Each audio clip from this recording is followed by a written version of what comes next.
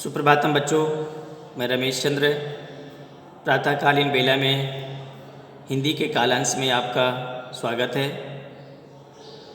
बच्चों, कक्षा 12वीं की हिंदी आरोह पाठ्य पुस्तक के अंतर्गत जो पाठ संख्या 16 है, इसका पाठ का जो टाइटल है वो है नमक। इसका मैंने आपको एक वीडियो भेजा था समझाते हुए।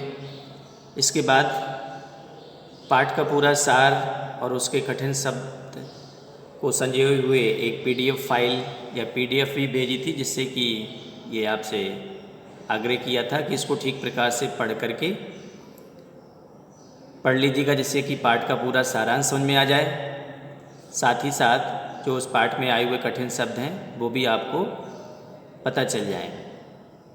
बच्चों, उस वीडियो के बारे में थोड़ा बता दें कि किस प्रकार से जब भारत और पाकिस्तान का बंटवारा हुआ तो लोग विस्थापित हुए और एक दूसरे की सीमाओं पर यहाँ के जो मुसलमान थे जो पाकिस्तान जाना चाहते थे वो जाकर के पाकिस्तान की सीमा में शरणार्थी के रूप में शिविर बनाकर रहने लगे। जो हिंदू भाई थे वो पाकिस्तान से आकर के हिंदुस्तान में आए, भारत में आए और भारत पाकिस्तान सीमा पर आकर के वो भी शरणार्थी के रूप में रहने लगे।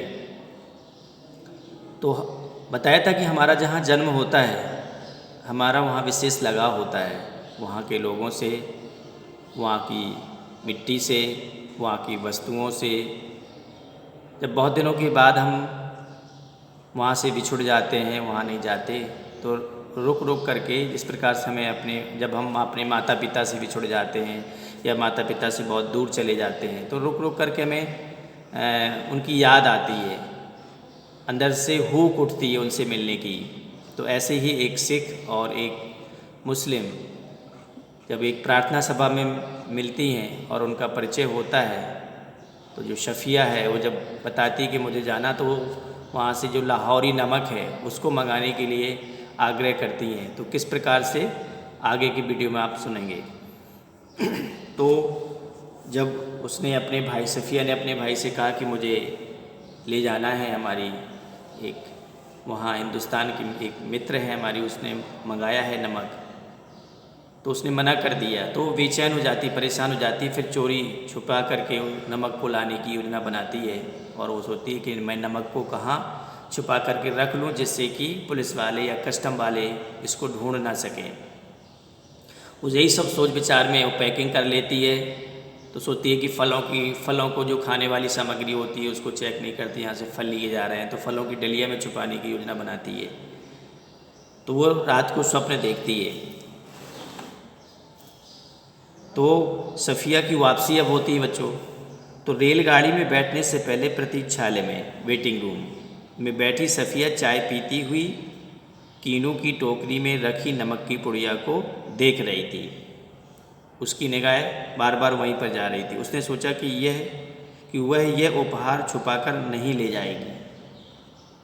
कहीं न कहीं जब कोई हम काम चोरी छुपा करके करते हैं तो मन में खटक पैदा होती है कि ये कुछ मैं गलत कर रहा हूँ।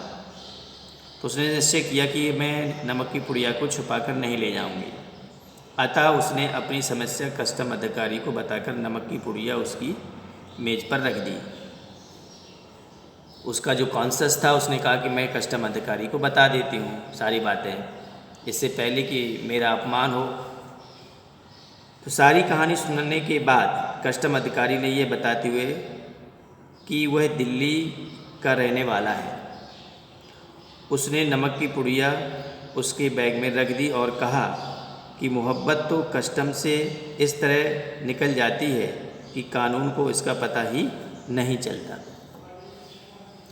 कभी कभी कानून कुछ और होता है, लेकिन मानवता की बातें, प्रेम और मोहब्बत की बातें, इन सब चीज़ों कानून से भी बड़ी होती हैं, कानून से भी ऊपर उठ करके मायने रखती हैं। और उस कस्टम अधिकारी ने कहा कि ऐसा करो कि ये नमक की पुड़िया छुपा के ना ले जाओ और इसको अपने बैग में रखो। और संयोग से ये अच्छा हुआ कि वो दिल्ली का रहने वाला था।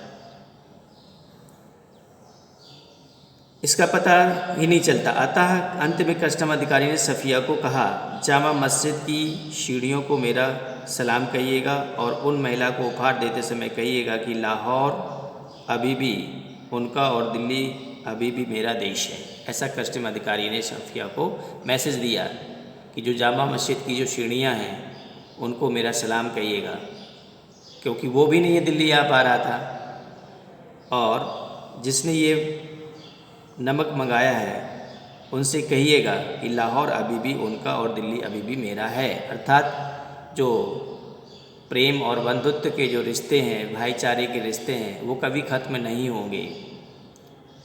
जो हिंदुस्तान के लोग हैं वो लाहौर जाते रहेंगे और पाकिस्तान के लोग हैं वो दिल्ली जाते रहेंगे। ऐसा एक पैगाम भेजा। भारतीय सीमा में सफ़िया का प्रवेश। अब जब भारतीय सीमा में सफ़िया प्रवेश करती हैं तो भारतीय सीमा के अमृतसर में उसका सामान की कस्टम अधिकारियों द्वारा जांच की जाने लगी। अतः उसने एक अधिकारी को इस विषय में बताया। तब उस अधिकारी ने नमक की वह पुड़िया उसके देते हुए बताया कि वह ढाका से है। उसने अपने दोस्त के द्वारा दिया गया उपहार दिखाया कि उसने कहा कि मैं भी ढाका से हूँ और मेरे दोस्तों ने भी मुझे ये उपहार दिए हैं, जिनसे ये पता चला कि वह ईस्ट बंगाल से संबंध रखता है। अब कस्टम अधिकारी का निर्णय। तो कस्टम अधिकारी सुनील दास, कस्टम अधिकारी का क्या नाम था बच्चों? सुनील दास, अपने देश ढाका की याद में खो गया और कहने लगा कि वैसे तो डाव कलकत्ता में भी होता है, जैसे नमक यहाँ भी होता है, परंतु हमारे यहाँ के डाव की क्या बात है। हमारी ज़मीन, हमारे पानी की मज़ा ही कुछ और है। जब सफ़िया अमृतसर के पुल पर चढ़ रही थी तब वह पुल की सबसे निचली सीढ़ी के पास सिर झुकाए चुपचाप खड़ा था। सफ़िया सोच रही थी कि किसका वतन यानी वतन देश कहाँ है। कस्टम के इधर या उधर दोनों ओर की सीमाओं में एक ही प्रकार की भावना वाले लोग रहते हैं, केवल उन्हें इन सीमाओं ने एक दूसरे से अपनी भावनाओं का आदान प्रदान करने से रोक रखा है। तो इसमें बच्चों बताया गया कि हम लोग कानून के कारण अपनी अपनी सीमाओं में बंधे हुए हैं, लेकिन चाहे हम पाकिस्तान में रहें, अगर हमारा जन्म हिंदुस्तान में हुआ है तो हम हिंदुस्तान की मिट्टी के लिए, हिंदुस्तान की वस्तुओं के लिए, हिंदुस्तान के तीर्थ स्थलों के लिए देखने के लिए बेचैन हो जाते हैं। जिन वस्तुओं को हमने बचपन में खाया है उन वस्तुओं को फिर पुनः खाने के लिए बेचैन हो जाते हैं।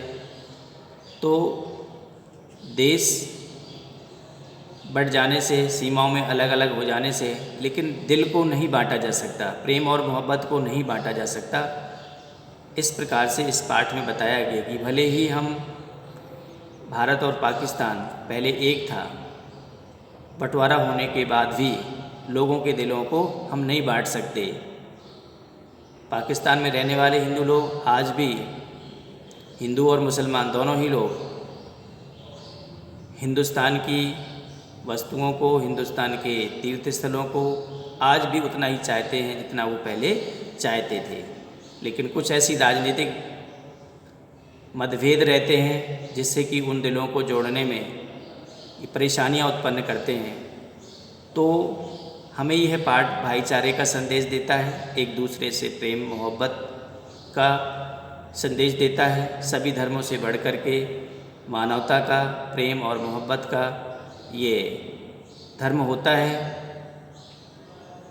अगर हम भाईचारे से रहेंगे, प्रेम मोहब्बत से रहेंगे तो निश्चित रूप से किसी देश में अमन और चैन और शांति रहेगी। आज के वीडियो में इतना ही। पाठ यहीं पर बच्चों समाप्त हो जाता है।